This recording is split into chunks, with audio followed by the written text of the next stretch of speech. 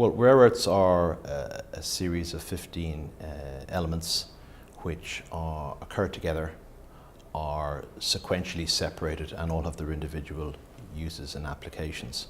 The value of rare earths is really driven by the fact that a lot of traditional materials have reached the limits of their technical capabilities. And as we all have a desire and a drive for smaller devices, longer life batteries, better power to weight ratio, traditional materials won't get there. And so the doping of traditional materials with certain rare earths, or the use of rare earths in other ways, actually gives you materials which have these better properties, magnetism, electrical conductivity, for example. All rare earths aren't created equally. They all have their own uses, they all have their own prices, they all have their own applications. And there are certain elements which I don't think we're going to see any particular shortage of. I'll name two, lanthanum and cerium.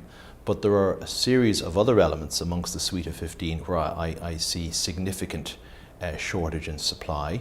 And some of those are what they call the light rare earths, praseodymium and neodymium, and some of those are heavies.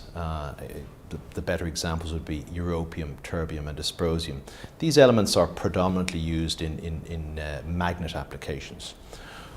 So I think there is going to be, if you look at the overall demand, it's increasing, but within the demand number you're going to be seeing a very significant increase in demand for certain elements and perhaps flatter or lower growth for other elements.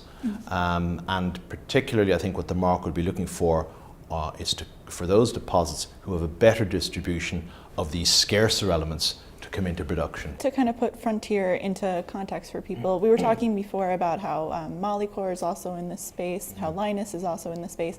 So how do you remain competitive with them, and how would you put yourself into context with those companies? Yeah, I mean, look, you're absolutely right. Those are the two best known and perhaps the leading contenders of new Western to provide new Western supply. We're a couple of years behind them, but we're on the same road.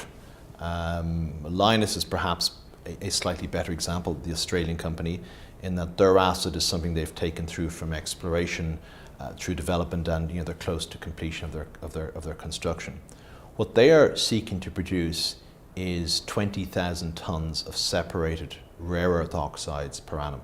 So the rare earths will be recovered and separated into their individual elements. We're proposing to do exactly the same. We're proposing to produce 20,000 tons of separated rare earth oxides. Now they are, as I said, considerably more advanced than us. Their market capitalization is closer to $2.5 billion. And so I think that demonstrates was the art of the possible for us. Molycorp is slightly different in that Molycorp is a former mine which was mothballed, I think, probably in the late 90s, early 2000s. And it was acquired by private equity about 3 years ago, and it IPO'd on the New York Stock Exchange about 18 months ago and raised the money to refurbish the mine. Our plan is to produce these individual separated rare earth oxides.